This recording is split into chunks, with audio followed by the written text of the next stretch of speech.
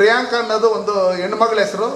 ಅದು ಯಾವುದೇ ಕಾರಣಕ್ಕೆ ಅದು ಏನಕ್ಕೆ ಯಾರನ್ನ ಮೆಚ್ಚೋದಕ್ಕೋಸ್ಕರ ಅದು ಪ್ರಿಯಾಂಕ್ ಖರ್ಗೆ ಅಂತ ಹೇಳಿ ಅವ್ರ ಮಗನಿಗೆ ಇಟ್ಟಿದ್ದಾರೆ ಗೊತ್ತಿಲ್ಲ. ಅದು ಏಸಾಕೋಟೆ ಕಾರ್ವೋ ವಾಟರ್ ಪ್ಯೂರಿಫೈರ್ಸ್ ದಸರಾ ದೀಪಾವಳಿಗೆ ಹೊಸ ಆಫರ್ ನ ತಗೊಂಡ್ ಬಂದಿದೆ. ಇಷ್ಟು ದಿನ 5,500 ವಾಟರ್ ಪ್ಯೂರಿಫೈರ್ ಇದೆ ಅಂತ ಹೇಳ್ಬಿಟ್ಟು ನಾವೇ ಹೇಳ್ತಾ ಇದ್ವಿ. ಈಗ ಬರೀ 5,000 ವಾಟರ್ ಪ್ಯೂರಿಫೈರ್ ತಂದಿದೀವಿ. ಈ ಆಫರ್ ಬರೀ ದಸರಾ ಮತ್ತು ದೀಪಾವಳಿ ಹಬ್ಬಕ್ಕೆ ಮಾತ್ರ ಇರುತ್ತೆ. EMI ಸೌಲಭ್ಯ ಕೂಡ ಕಲ್ಪಿಸಿಕೊಡಲಾಗುತ್ತಿದೆ. ನಮ್ಮ ಅಡ್ರೆಸ್ ಬಂದು BB ರೋಡ್, ಅಪೋಲೋ ಫಾರ್ಮಸಿ ಎದುರುಗಡೆ ಇರೋ ರೋಡಲ್ಲಿ ಬರೋದು 2ನೇ ಅಂಗಡಿ ಬರುತ್ತೆ. ಒಮ್ಮೆ ಭೇಟಿ ಕೊಡಿ ಏಸಾಕೋಟೆಕ್ಗೆ. ಕರ್ನಾಟಕ ರಾಜ್ಯದಲ್ಲಿರ್ತಕ್ಕಂಥ ಸಿದ್ದರಾಮಯ್ಯನವ್ರ ಸರ್ಕಾರ, ಅವರ ಸಚಿವ ಸಂಪುಟದಲ್ಲಿರ್ತಕ್ಕಂಥ ಮರಿ ಖರ್ಗೆ ಅವರು ಅಂದರೆ ಪ್ರಿಯಾಂಕ್ ಖರ್ಗೆ ಅವರು. ಪ್ರಿಯಾಂಕಾ ಅನ್ನೋದು ಒಂದು ಹೆಣ್ಮಗಳ ಹೆಸರು. ಅದು ಯಾವುದೇ ಕಾರಣಕ್ಕೆ ಅದು ಏನಕ್ಕೆ ಯಾರನ್ನ ಮೆಚ್ಚೋದಕ್ಕೋಸ್ಕರ ಅದು ಪ್ರಿಯಾಂಕ್ ಖರ್ಗೆ ಅಂತ ಹೇಳಿ ಅವ್ರ ಮಗನಿಗೆ ಇಟ್ಟಿದ್ದಾರೆ ಗೊತ್ತಿಲ್ಲ. ಅದು ಇಂದಿರಾ ಗಾಂಧಿ ಅವ್ರನ್ನ ಮತ್ತು ರಾಜೀವ್ ಗಾಂಧಿ ಅವ್ರನ್ನ ಮತ್ತು ಸೋನಿಯಾ ಗಾಂಧಿ ಅವ್ರನ್ನ ಮೆಚ್ಚೋದಕ್ಕೆ ಅವ್ರು ರಾಹುಲ್ ಮತ್ತು ಪ್ರಿಯಾಂಕ್ ಅಂತ ಏನು ಹೆಸರು ಇಟ್ಕೊಂಡಿದ್ರು ಅದನ್ನು ಹೆಸರು ಪ್ರಿಯಾಂಕ್ ಖರ್ಗೆ ಅಂತ ಹೇಳಿ ಇಟ್ಟಿದ್ದಾರೆ. ಏನಕ್ಕಂದ್ರೆ ಅವ್ರನ್ನ ಮೆಚ್ಚಿಸಿ ಅವ್ರ ತಂದೆಯವರು 7 ಬಾರಿ ಶಾಸಕರಾದರು, 3 ಬಾರಿ ಲೋಕಸಭಾ ಸದಸ್ಯರಾಗಿದ್ದಾರೆ, ರಾಜ್ಯಸಭಾ ಮೆಂಬರ್ ಆಗಿದ್ದಾರೆ.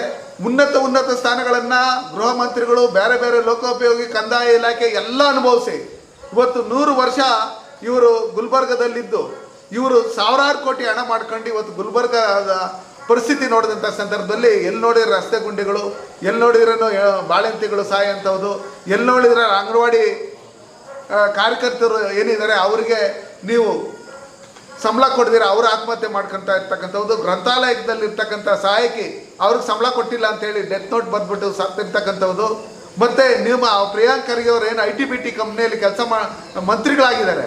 ITBT ಕಂಪ್ನಿಯಲ್ಲಿ ನೀವು ಯಾವ ರೀತಿ ಮೂಲಸೌಕರ್ಯ ಕೊಟ್ಟರೆ ITBT ಕಂಪ್ನಿಗಳು ಹೊರ ರಾಷ್ಟ್ರಗಳಿಂದ ಕರ್ನಾಟಕಕ್ಕೆ ಬರ್ತದೆ ಅನ್ನೋ ಕಾಮನ್ ಸೆನ್ಸ್ ಇಲ್ಲದೆ ಇವತ್ತು ಸುಮಾರು 30,000 ಯುವಕರಿಗೆ ಕೆಲಸ ಕೊಡ್ತಾ ಇರ್ತಕ್ಕಂಥ ಒಂದು ಕಂಪ್ನಿ ಇವತ್ತು ಆಂಧ್ರ ಪ್ರದೇಶಕ್ಕೆ ಹೋಗ್ತಾ ಇದೆ ಅಂದರೆ ಅದಕ್ಕೆ ಕಾರಣ ಕರ್ನಾಟಕದಲ್ಲಿರ್ತಕ್ಕಂಥ ಸಿದ್ದರಾಮಯ್ಯವ್ರ ಸರ್ಕಾರ. ಇಂಥ ನಾಲಾಯಕ್ ಪ್ರಿಯಾಂಕ್ ಅವರು ಇವತ್ತು RSSನ ಬ್ಯಾನ್ ಮಾಡ್ತೀರಿ ಅಂತ ಹೇಳಿ ಹೋಗ್ತಾ ಇದ್ದಾರೆ. ಇವರು ಓದಿರ್ತಕ್ಕಂಥ ಒಂದು 4ನೇ ಕ್ಲಾಸ್ ಅಂತ ಹೇಳ್ಬಿಟ್ಟು ಎಲ್ಲ ಅಲ್ಲಿ ಗುಲ್ಬರ್ಗದಿರ್ತಕ್ಕಂಥವರೆಲ್ಲ ಹೇಳ್ತಾರೆ ಫೇಕ್ ಸರ್ಟಿಫಿಕೇಟ್ಗಳು ಮಾಡ್ಕೊಂಡು ಓಡಾಡ್ತಾ ಇದ್ದಾರಂತೆ. ಪ್ರಿಯಾಂಕಾ ಖರ್ಗೆ ಅವ್ರಿಗೆ ನಾನು ಹೇಳ್ತೀನಿ, ನಿಮಗೆ ಸ್ವಲ್ಪ ಆದರೂ ಲೋಕಜ್ಞಾನ ಇದೆಯಾ? ಎಜುಕೇಷನ್ ಬಗ್ಗೆ ನಿಮ್ಗೆ ಏನಾದರೂ ಜ್ಞಾನ ಇದೆಯಾ? ಇವತ್ತು ನೀವು RSSನ ಬೈಯೋದು, BJPನ ಬೈಯೋದು ಬಿಟ್ಟರೆ ನೀವು ಡೆವಲಪ್ಮೆಂಟ್ ಕೆಲಸ ಏನು ಮಾಡಿದ್ದೀರಿ? ನಿಮ್ಮ ಇಲಾಖೆಯಲ್ಲಿ ಏನು ಕೆಲಸಗಳು ಮಾಡಿದಿರಿ? ನಿಮ್ಮ ಇಲಾಖೆಯಲ್ಲಿ ಎಷ್ಟು ಭ್ರಷ್ಟಾಚಾರ ನಡೀತಾ ಇದೆ?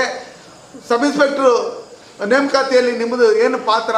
ಇದನ್ನೆಲ್ಲ ನೋಡಿದಂಥ ಸಂದರ್ಭದಲ್ಲಿ ನೀವು ರಾಜಕಾರಣಕ್ಕೆ ನಾಲಾಯಕ್ ಅಂತ ಹೇಳಕ್ಕೆ ನಾನು ಇಷ್ಟಪಡ್ತೀನಿ. RSS ತಂಟೆಗೆ ಬಂದರೆ ನೀವಾಗಲಿ ಯಾರೇ ಆಗಲಿ, ಆ ಸಂತೋಷ್ ಲಾಡ್ ಇರ್ಬೋದು, ಆತನೂ ಒಂಥರ ಬಪ್ಪನ ಥರ ಮಾತಾಡ್ತಾನೆ. ನಾವು 600 ರೂಪಾಯಿ 700 ರೂಪಾಯಿ ಇರ್ತಕ್ಕಂಥ ಏನು ಕಾರ್ಮಿಕರ ಕಿಟ್ಟಿದೆ ಅದು ಬೆಲೆ ಬಾಳಂಥದ್ದು 2,600ಕ್ಕೆ ನೀವು ಅದನ್ನು ಕಾರ್ಮಿಕರಿಗೆ ಕೊಡೋದಕ್ಕೆ ನೀವು ಹಂಚಿದ್ದೀರಿ.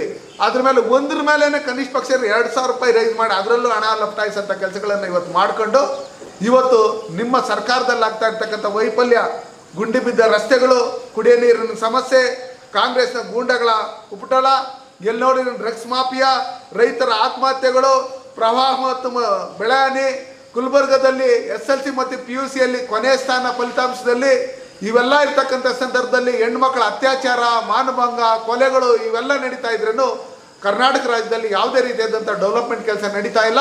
ಇದನ್ನು ಮರಮಾಯಿಸೋದಕ್ಕೋಸ್ಕರ ನೀವೇನು RSSನ ಬ್ಯಾನ್ ಮಾಡ್ತೀರಿ ಅಂತೇಳಿ ಬಂದಿದ್ದೀರಿ. RSS ತಂಟೆಗೆ ಬಂದರೆ ನೀವು ಸುಟ್ಟು ಭಸ್ಮ ಹಾಕ್ಬಿಡ್ತೀರಿ.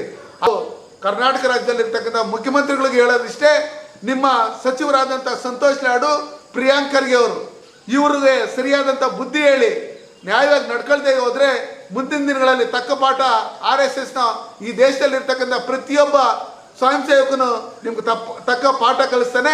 ನಾವೆಲ್ಲೂ ಹೋಗಿ ವಿಧಾನಸೌಧದಲ್ಲಿ ಪಾಕಿಸ್ತಾನಕ್ಕೆ ಜಿಂದಾಬಾದ್ ಅಂತ ಹೇಳಿಲ್ಲ. ನಾವು ಎಲ್ಲೂ ಬಂದು ಪೊಲೀಸ್ ಸ್ಟೇಷನ್ ಮೇಲೆ ಏನು ಹಲ್ಲೆ ಮಾಡಿಲ್ಲ, ಪೊಲೀಸವ್ರ ಮೇಲೆ ಹಲ್ಲೆ ಮಾಡಿಲ್ಲ, ಪೊಲೀಸ್ ಸ್ಟೇಷನ್ಗೆ ಬೆಂಕಿ ಕಕ್ಕೋಗಿಲ್ಲ, ಉಗ್ರಗಾಮಿಗಳು ನಮ್ಮ ಬ್ರದರ್ಸ್ ಅಂತ ಹೇಳಿಲ್ಲ. ಹಂಗಿರ್ತಕ್ಕಂಥ ಸಂದರ್ಭದಲ್ಲಿ ದೇಶದ ಬಗ್ಗೆ, ನಮ್ಮ ಧರ್ಮದ ಬಗ್ಗೆ ಇವತ್ತು ಪ್ರಚಾರ ಮಾಡ್ತಾ ಇರ್ತಕ್ಕಂಥ ದೇಶಭಕ್ತಿಯಲ್ಲಿ ತೊಡಗಿರ್ತಕ್ಕಂಥ RSSನ ಬ್ಯಾನ್ ಮಾಡ್ತೀರಿ ಅಂತ ಹೇಳ್ತಾ ಇರ್ತಕ್ಕಂಥ ನೀವು ಎಷ್ಟು ಮಾತ್ರ ನೀವು ನಾಯಕರು ನಾಲಾಯಕರು ಅಂತ ಹೇಳಿ ಸಾರ್ವಜನಿಕರು ಇವತ್ತು ಮಾತಾಡ್ತಾ ಇದ್ದಾರೆ. ಇವತ್ತು ಸರ್ಕಾರಿ ಉದ್ಯೋಗಿಗಳಾಗಿರ್ತಕ್ಕಂಥವ್ರು, ಅದು ರಾಜ್ಯ ಸರ್ಕಾರ ಆಗಿರ್ಬೋದು, ಕೇಂದ್ರ ಸರ್ಕಾರ ಆಗಿರ್ಬೋದು, ಅವ್ರಿಗೆ ಇಷ್ಟ ಇರುತ್ತೆ RSSಲ್ಲಿ ಹೋಗ್ತಾರೆ, ಇಷ್ಟ ಇರುತ್ತೆ ಕಾಂಗ್ರೆಸ್ಸಲ್ಗೂ ಸಪೋರ್ಟ್ ಮಾಡ್ತಾರೆ. ಅಂಥವ್ರು ನೀವು ಸಸ್ಪೆಂಡ್ ಮಾಡ್ತೀರಿ ಅಂತ ಹೇಳ್ತಾ ಇದ್ದೀರಲ್ಲ. ಸಿದ್ದರಾಮಯ್ಯನವರೇ, ಪ್ರಿಯಾಂಕ್ ಅವರೇ, ಸಂತೋಷ್ ಲಾಡ್ ಅವರೇ, ನಾನು ನಿಮ್ಗೆ ಹೇಳೋದಿಷ್ಟೇ, ಮುಂದಿನ ದಿನಗಳಲ್ಲಿ ಭಾರತೀಯ ಜನತಾ ಪಾರ್ಟಿ ಸರ್ಕಾರ ಕರ್ನಾಟಕ ರಾಜ್ಯದಲ್ಲಿ ಬರುತ್ತೆ.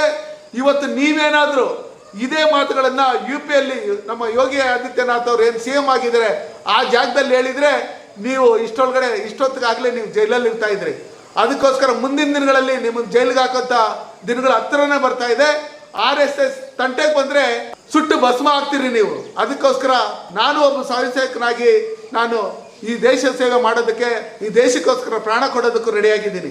ಹಂಗಿರ್ತಕ್ಕಂಥ ಸಂದರ್ಭದಲ್ಲಿ ಈ ದೇಶಭಕ್ತರ ಪರವಾಗಿ ನೀವು ನಿಲ್ಲಬೇಕೇ ವಿನಃ ದೇಶ ವಿರೋಧಿ ಚಟುವಟಿಕೆಗಳು ಮಾಡೋರ ಪರವಾಗಿ ನೀವಿದ್ದು ಇವತ್ತು RSS ವಿರುದ್ಧವಾಗಿ ಮಾತಾಡ್ತಾ ಇರ್ತಕ್ಕಂಥದ್ದು ನಿಮ್ಮ ಕಾಂಗ್ರೆಸ್ ಸರ್ಕಾರದ ವೈಫಲ್ಯವನ್ನು ಮುಚ್ಕೊಳ್ಳೋದಕ್ಕೋಸ್ಕರನೇ ವಿನಃ, ನಿಮ್ಮ ಹೈಕಮಾಂಡ್ನ ಮೆಚ್ಚೋದಕ್ಕೆ ವಿನಃ, ಮತ್ತೆ ಒಂದು ಕಮ್ಯುನಿಟಿಯನ್ನ ಮೆಚ್ಚಿ ಅವ್ರನ್ನ ಓಟ್ಗಳು ಹಾಕ್ಸ್ಕೊಳ್ಳೋದಕ್ಕೆ RSSನ ಬ್ಯಾನ್ ಮಾಡ್ತಾ ಇದ್ದೀರಿ ಅಂತ ಹೇಳ್ತಾ ಇದ್ದೀರಿ.